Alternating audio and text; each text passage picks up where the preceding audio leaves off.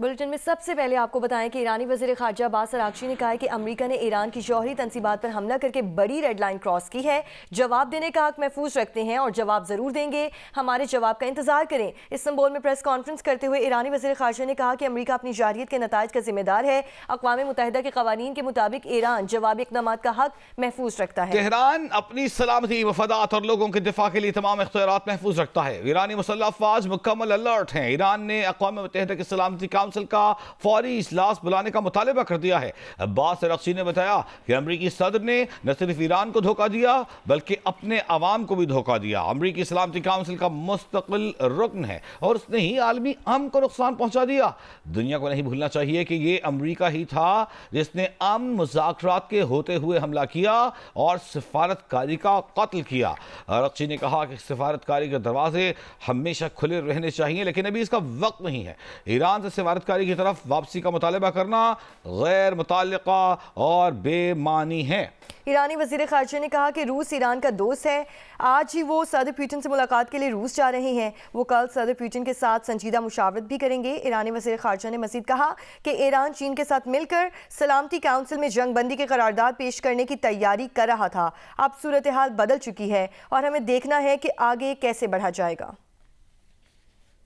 और गुज़िश्ता 24 घंटों की सबसे बड़ी खबर यह है कि ईरान और इसराइल की जंग में अमेरिका भी कूद गया है।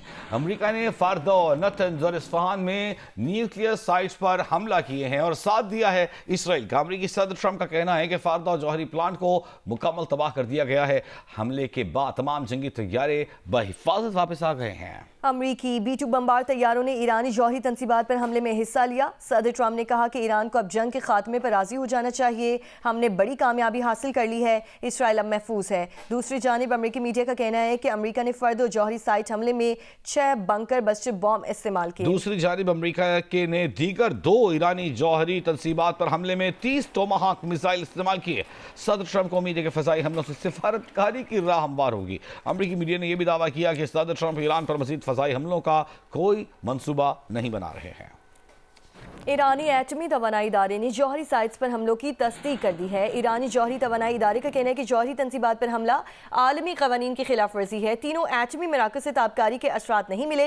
ईरानी हुक्काम का कहना है कि ईरान ने हमले से पहले तीनों एटमी तंसीबात खाली करवा ली थी, जबकि मुतासरा न्यूक्लियर साइट्स के इर्द गिर्द रहने वालों को कोई खतरा नहीं है। सीनियर ईरानी ज़राए ने कहा कि फारदो में ज्यादातर अफजूदा यूरेनियम को अमरीकी हमले से कबल ही नामालूम मकाम पर मुंतकिल कर दिया गया था। फारदो साइट पर एहलकारों की तादाद को कम से कम कर दिया गया था।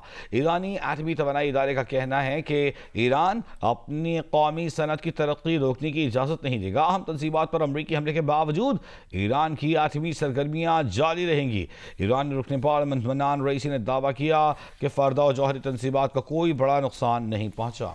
आपको बता रहे हैं कि फर्दो तंसीबात पर दुश्मनों के हमले से बालाई हिस्सों को मामूली नुकसान भी पहुंचा है। फर्दों में ज़ेरे ज़मीन तंसीबात मुकम्मल तौर पर महफूज भी हैं। तंसीबात के मकाम से शाई या ताबकारी फैलने का कोई शवाहिद नहीं मिले हैं। ईरान की एटमी तंसीबात पर हमले के बाद सऊदी जौहरी रेगुलेटर ने एक बयान में कहा कि ईरान पर अमरीकी हमलों के बाद सऊदी अरब के माहौल में ताबकारी के आसार नहीं मिले। दीगर खलीजी रियासतों के माहौल में भी ताबकारी के कोई आसार नहीं मिले हैं। इसी पर बात करेंगे। हमारे साथ दिफाई तज्ज़ियाकार मौजूद हैं, ब्रिगेडियर अहमद सईद मिन्हाज साहब। उनसे बात करेंगे। अहमद सईद मिन्हाज साहब, ये 8 दिन से जंग जारी थी। जब इसराइल हमले करता था, टारगेटेड अटैक्स होते थे, ईरान टारगेटेड जवाब देता था, लेकिन अब अमेरिका इस जंग में कूद गया है। खित्ते में जो ताकत का तवाज़ुन था उसे बिगाड़ दिया है। अमेरिका ने अपना वजन इसराइली पलड़े में डाल दिया है। कैसे देख रहे हैं सूरत हाल को, आगे बढ़ते हैं?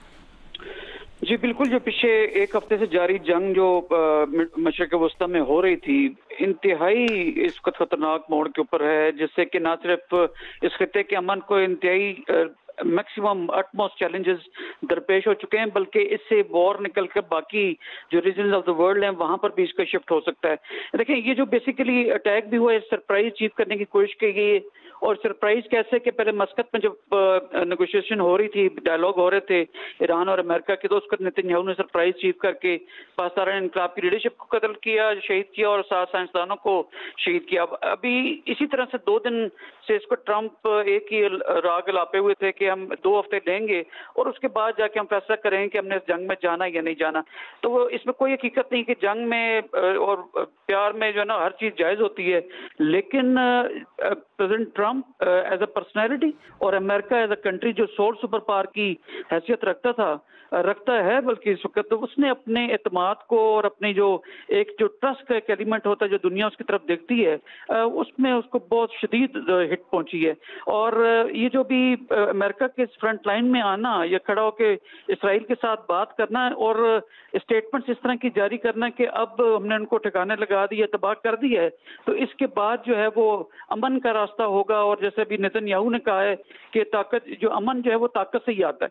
इसका मतलब है कि आप आर्म्स रेस को इनवाइट कर रहे हैं। अब ताकत हासिल करने के लिए तमाम दुनिया state of the art weapons के पीछे जाएगी, डेवलपमेंट पीछे चली जाएगी, अवाम पीछे चले आएंगे, ताकत के जोर तमाम स्टेट्स बनाने की कोशिश करेंगे, क्योंकि वो नहीं चाहेंगे कि किसी तरह से भी कोई मुल्क उनके ऊपर हावी हो सके। तो लिहाजा एक नई जो वेव ऑफ आर्म्स रेस है वो शुरू होने जा रही है। और जो एक आर्म्स कंट्रोल का एक दुनिया में एक कॉन्फ्रेंस ऑन डिसआर्ममेंट जो जिनेवा बेस्ड है यूनाइटेड नेशन हेडक्वार्टर के अंदर, उसकी अफादियत पहले भी चैलेंज थी, अब मजीद चैलेंज होने जा रही है। तो लिहाजा इंतहाई खतरनाक सूरत हाल है। और इसमें जो चाइना और रशिया का जो रोल है आइंदा आने वाले 72 घंटे यानी 24 घंटे से 72 घंटे के दरमियान उनकी जानिब से जो पोजीशन ली जाएगी वो बड़ी अहम है, 1। और सेकेंडली लोकल लेवल के ऊपर ईरान की जो स्ट्रेटेजिक कम्युनिटी है उसके ऊपर डिपेंड करता है वो क्या डिसीजन लेते हैं कि आया वो सिर्फ इसराइल को हिट करेंगे। और अब आज हमने देखा है कि सुबह उन्होंने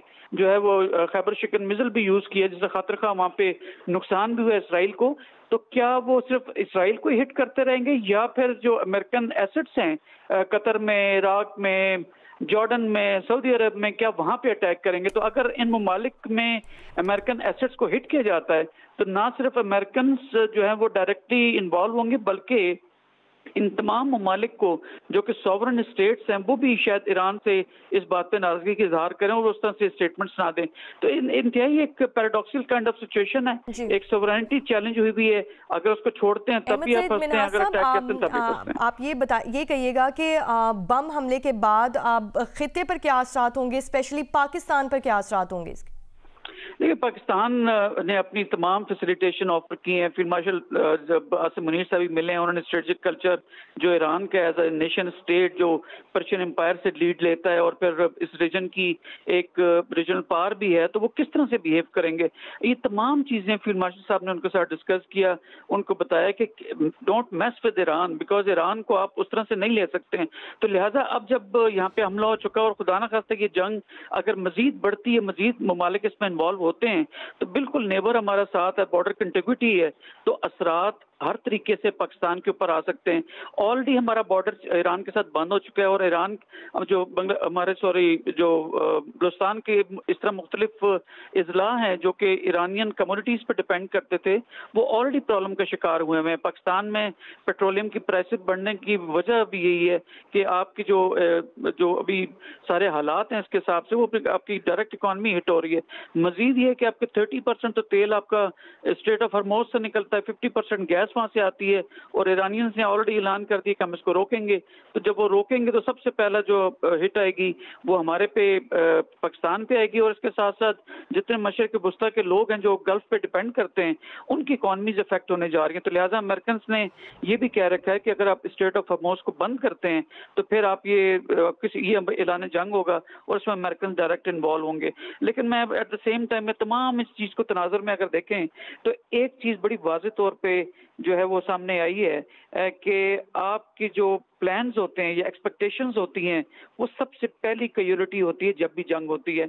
हम सब शायद बात कर रहे थे कि डी एस्केलेशन की तरफ दुनिया जाएगी और इस तरह की अमेरिकन अपना रोल अदा करेंगे, इसलिए पाकिस्तान ने जो है वो इसी तनाज़ुर में एक स्ट्रेटेजिक कार्ड भी चला कि हमने इनको अमन का नोबेल पीस प्राइज के लिए नॉमिनेट भी किया। लेकिन वो भी कंटेक्स्ट जो था पाकिस्तान और इंडिया की जंग के हिसाब से था, वो भी इसने अपने प्रेसिडेंट ट्रंप ने किस्म के अपने आप को हिट किया, अपने पाँव में खुद हिट किए। अमेरिका के अंदर देखें इस वक्त जो division in the society, division in the cabinet, division in the Capitol Hill, division in the pentagon, ये तमाम चीजें इतने स्ट्रॉन्ग मुल्क को कमजोर करने के हिसाब से देखा जाए तो फिर कोई भी डिसीजन वहां पे हो सकते हैं जो दुनिया के अमन के लिए बिल्कुल भी ठीक नहीं होंगे। तो आइंदा आने वाले 24 से 72 घंटों के अंदर चीजें बहुत हद तक क्लियर हो जाएंगी। लेकिन एक चीज एज ए ऑप्टिमिस्ट मैं ये जरूर देखता हूँ कि ईरान ने ये जरूर कहा है कि आपके जो जितना उन्होंने अटैक किया और क्लेम कर रहे हैं अमेरिकन, ऐसी बात नहीं है। वहाँ पे टारगेट हमारे हिट नहीं हुए, अचानक टनल्स हैं जो डैमेज हुई हैं, उसको कोई मसला नहीं है। दैट मीन्स टू से कि वो इसको लेके सामने रखते हुए बड़ा हमला शायद ना करें अमेरिकन एसेट्स के ऊपर मशरिक वस्ता में। इसराइल भी यही चाहता है क्योंकि उसको इस तरह की कभी भी डैमेज का वो शिकार नहीं हुआ तल अवीव और इसराइल की जो मेन लैंड है। इसी तरह सैंक्शन कंट्री ईरान है, ये भी नहीं चाहेगा कि मजीद हम सैंक्शंस में जाएं या मजीद वॉर के मुतहम्मल नहीं हो सकते। तो शायद in heart of the heart दोनों कंट्रीज शायद यही चाहेंगे कि हम डीएस्केलेट करें, लेकिन फेस वैल्यू रखते हुए करेंगे। बहुत शुक्रिया। ब्रिगेडियर रिटायर्ड अहमद सईद मिन्हास दिफाई तजज़ियाकार कह रहे थे कि जो सूरत हाल अब पैदा हो गई है बड़ी फ्रजाइल है, क्योंकि जंगों में जो रिस्पॉन्सेज होते हैं उन्हें पहले से गेस तो किया जा सकता है लेकिन हतमी तौर पर नहीं बताया जा सकता। अब ईरान इस पर किस तरह रिएक्ट करता है ये तय करेगा कि जंग किस हद तक फैलेगी। और अमेरिका के ईरान पर हमले के कुछ ही देर बाद अमेरिकी सदर डोनाल्ड ट्रंप ने कौम से खिताब किया। कहा अमेरिका का मकसद ईरान की जौहरी अफजूदगी की सलाहियत को ख़त्म करना था। उनका कहना था कि ईरान को अब अमन कायम करना चाहिए। अगर ईरान पर अमन नहीं रहता तो आइंदा हमले मजीद सख्त होंगे। अब या तो अमन होगा या फिर ईरान के लिए सानेहा। सदर ट्रंप का कहना है कि बहुत से अहदाफ रह गए हैं। आज रात के अहदाफ सबसे मुश्किल थे, अमन न हुआ तो दीगर अहदाफ को निशाना बनाएंगे। सदर ट्रंप ने कहा कि हमारा मकसद दहशतगर्दी की सरपरस्त रियासत की तरफ से लाहक जौहरी खतरे को रोकना था। ईरान को अब अमन कायम करना चाहिए। वो ऐसा नहीं करते तो मुस्तकबिल के हमले कहीं ज़्यादा सख्त और बहुत आसान होंगे। सदर ट्रंप ने कहा कि 40 साल से ईरान कहता आ रहा है कि अमेरिका मर्ग बर इसराइल, उन्होंने हमारे लोगों को कत्ल किया। उनकी नफरत के नतीजे में मशरिक़ वुस्ता और दुनिया भर में हज़ारों लोग हलाक हुए। सदर ट्रंप ने कहा कि 40 साल से ईरान कहता आ रहा है कि मर्ग बर अमरीका, मर्ग बर इसराइल, उन्होंने हमारे लोगों को कत्ल किया। उनकी नफरत के नतीजे में मशरिक़ वस्ता और दुनिया भर में हज़ारों लोग हलाक हुए। अमरीकी सदर का मौक़िफ़ था कि उन्होंने बहुत पहले फैसला किया था कि ऐसा नहीं होने देंगे और आइंदा ऐसा नहीं होगा। उम्मीद है कि अमरीकी अफवाज की इस नौइयत की खिदमात की दोबारा ज़रूरत नहीं पड़ेगी।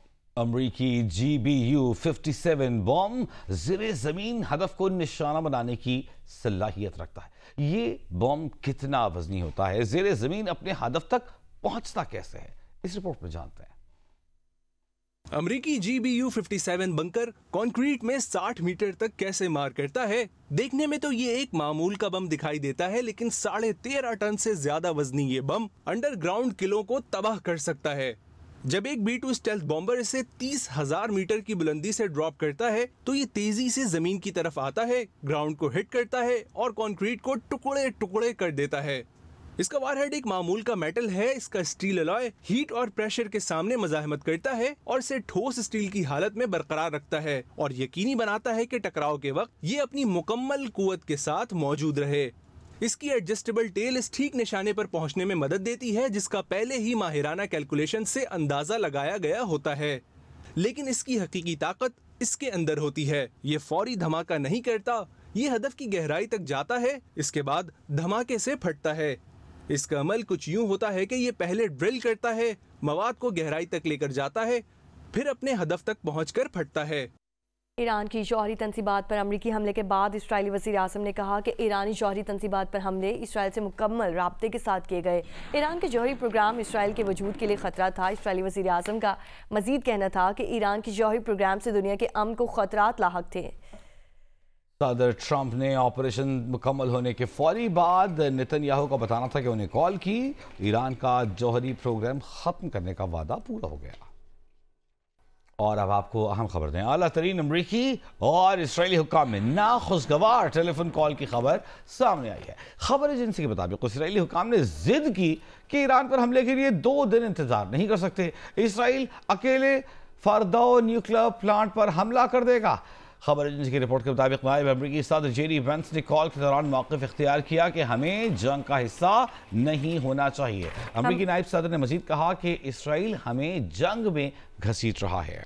जौहरी तनसीबात पर अमरीकी बमबारी के बाद ईरान ने इसराइल पर मिसाइल और ड्रोन से ताज़ा हमले किए हैं। इसराइली मिसाइल दिफाई निज़ाम मुतादिद ईरानी मिसाइल नहीं रोक सका। मिसाइल हमलों से तल अबीब और हिफा में तबाही, 87 अफराद जख्मी हुए, मुतादिद अफराद के मलबे में दबे होने का खदशा है। ईरानी पासदारान इनकलाब का कहना है कि हमला सबसे कामयाब रहा। हमले में तल अबीब के बिन गौरियन एयरपोर्ट और हयातियाती तहकीकी मरकज़ कमांड एंड कंट्रोल सेंटर को निशाना बनाया गया। तर्जुमान पासदारान इनकलाब का कहना है कि पहली बार खैबर शिकन मिसाइल का इस्तेमाल किया गया। हम आपको बताएं कि ज़मीन से फ़ज़ा में 1500 किलोमीटर का फासला ये तय कर सकता है। मज़ीद ख़तरनाक मिसाइल के इस्तेमाल की धमकी दी है इनकलाब पासदारान इनकलाब के तर्जुमान ने। ईरानी इनकलाबी गार्ड्स के तर्जुमान ब्रिगेडियर जनरल अली मोहम्मद का कहना है कि हमला सबसे कामयाब रहा।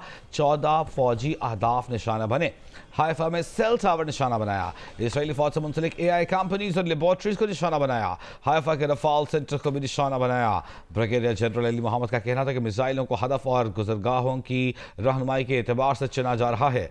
ईरानी मीडिया के मुताबिक खैबर शिकन मिसाइल तकरीबन 1500 किलोमीटर तक मार करने की सलाहियत रखता है। और जो खबरें इसराइल से आ रही हैं उन्होंने बताया है कि 10 साइट्स पर इम्पैक्ट हुआ है, 10 जगहों पर मिसाइल गिरे हैं। ये शिकायत भी इसराइली शहरियों ने की है कि वहाँ पर सायरन नहीं बजा, बर वक्त उन्हें आगाही नहीं मिली और साथ ही जो इंटरसेप्टर्स इसराइली फ़ज़ा में मौजूद हैं वो भी ईरानी मिसाइलों को रोकने में नाकाम रहे। इन हमलों को बड़ा हमला करार दिया जा रहा है जिसमें बड़ा नुकसान हुआ है, लेकिन इसराइल की जानिब से सेंसरशिप के बायस सहाफ़ी वहाँ से खबर रिपोर्ट नहीं कर पा रहे। अब आपको बताएं कि सरबरा IAEA ने कहा है कि बोर्ड ऑफ गवर्नर्स का हंगामी इजलास कल होगा। तर्जुमान IAEA ने कहा कि ईरान में अमरीकी हमलों के बाद ऑफ साइड ताबकारी की सतह में इजाफा नहीं हुआ। दूसरी जानिब ईरानी पार्लियामेंट खारिज और पॉलिसी कमेटी के सरबराह का कहना है कि NPT आर्टिकल 10 के तहत ईरान को जौहरी अदम फैलाव के मुआहदे से दस्तबरदार होने का कानूनी हक हासिल है।